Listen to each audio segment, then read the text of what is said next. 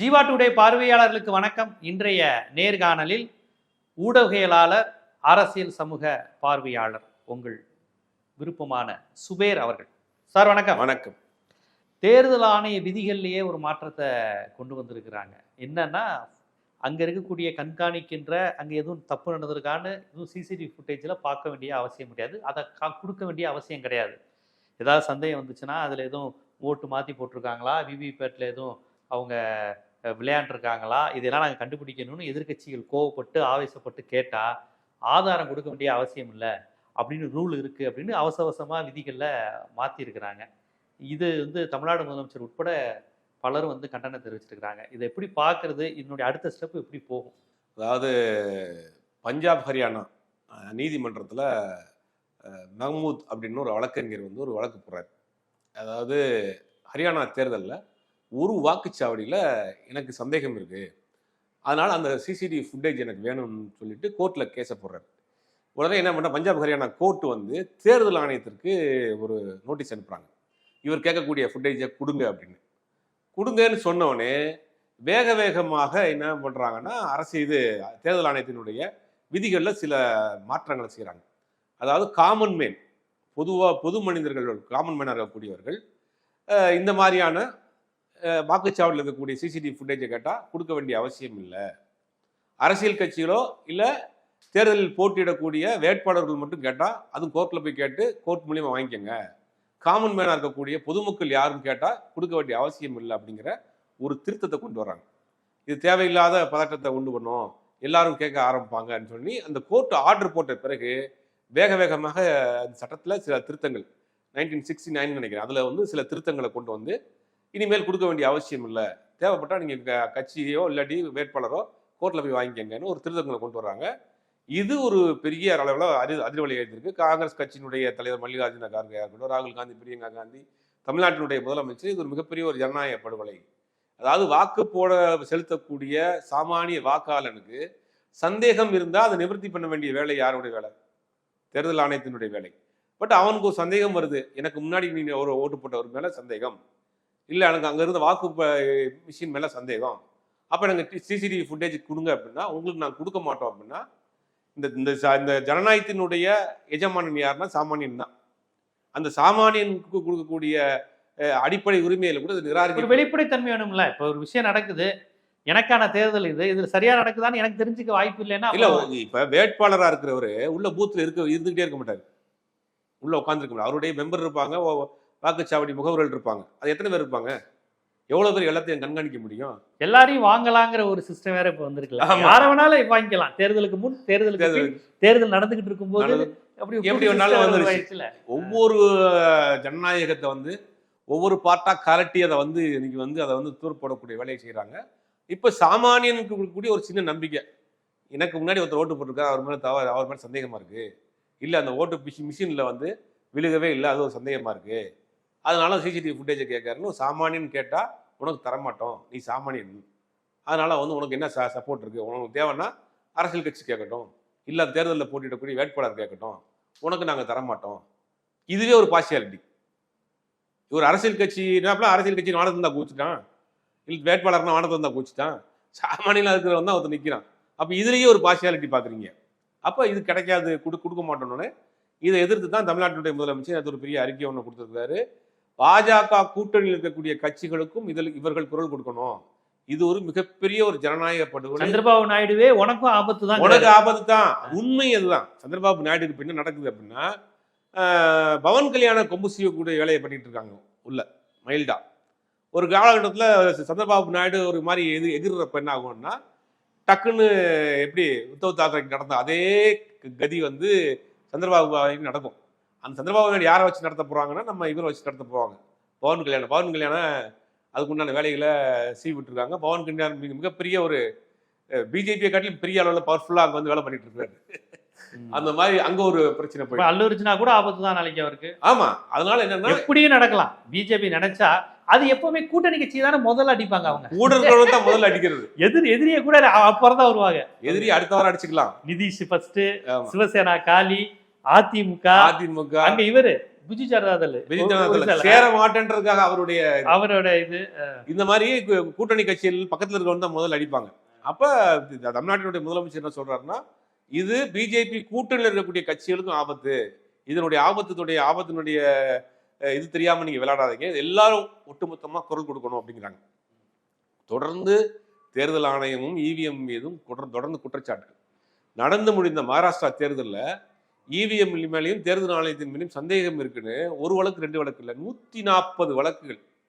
ஏப்பா 140 வழக்குகள் வந்து மகாராஷ்டிரா தேர்தலை மட்டும் ஒட்டி உச்ச நீதிமன்றத்தில் இன்னைக்கு வழக்கு இருக்கு. அது தொகுதி எண்ணிக்கையெல்லாம் சொன்னா மலைப்பா இருக்கு, அவ்வளவு மேஜிக்கால உயர்ந்திருக்கு.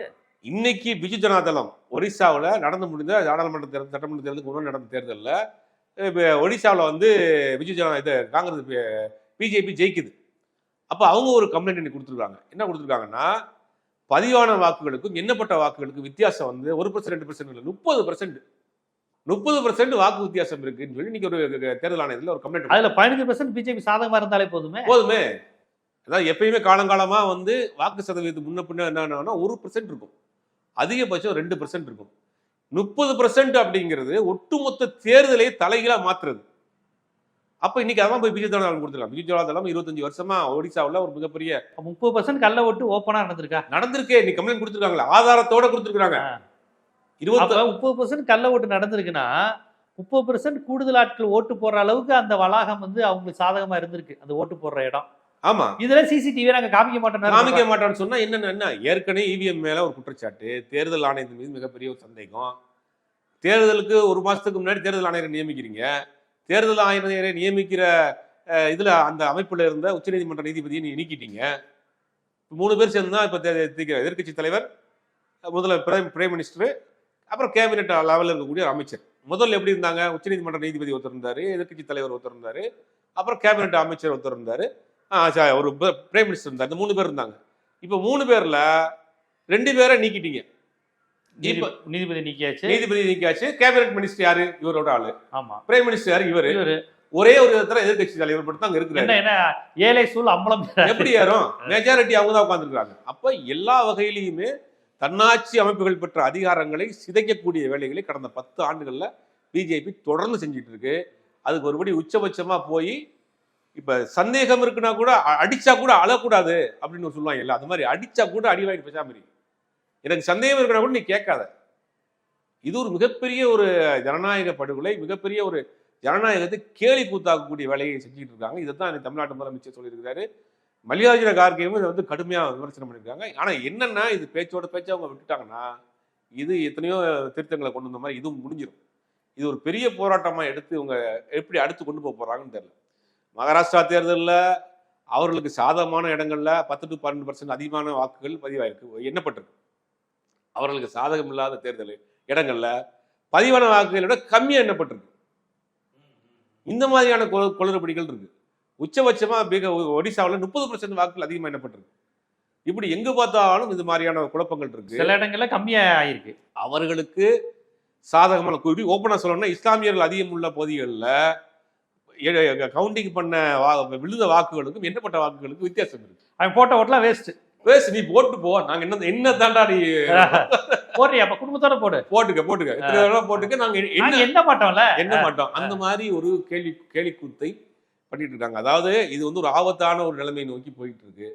இதே மாதிரிதான் ஹிட்லர் செஞ்சாரு அப்படிங்கிறாங்க. கடைசியில் ஹிட்லர் என்ன வந்து முடிச்சாரு, ஒரு ஸ்டேஜுக்கு மேல தேர்தல் முறையை ரத்து, நான் தான் அதிபர்ன்ற ஒரு முடிவு பண்ணிட்டார். இப்ப தேர்தல் முறைகளை வந்து அவங்க வந்து கொஞ்சம் கொஞ்சமா சிதறடிக்கக்கூடிய வேலைகளை, அதனுடைய உண்மைத்தன்மைகளை போக்கக்கூடிய வேலைகளை செஞ்சுட்டு இருக்காங்க. அதனுடைய நீட்சியா தான் இந்த திருத்தம். இந்த திருத்தத்தை இந்திய அளவில் இருக்கக்கூடிய எல்லா கட்சிகளும் எதிர்க்கணும். ஏன்னா எல்லாருக்குமே ஆபத்து தான். அவர்கள் நினைச்சா நாளைக்கு யார் வேணாலும் காலி பண்ணுவாங்க. அவருடைய இலக்கு ஒரே தேர்தல், ஒரே நாடு, ஒரே அதிபர் தான். தேர்தலுங்கிற முறையை அவங்க ஒழிக்கணுங்கிறது தான் அவங்களுடைய அஜெண்டாவும் கூட. அதை நோக்கி தான் அதனுடைய நம்பகத்தன்மையை, அதனுடைய ஜனநாயகத்தை கொஞ்சமா சிதைக்கக்கூடிய வேலையை தொடர்ந்து செஞ்சுட்டு இருக்கிறாங்க. இதை வந்து அரசியல் கட்சிகள் கையில் எடுத்து பேசணும்.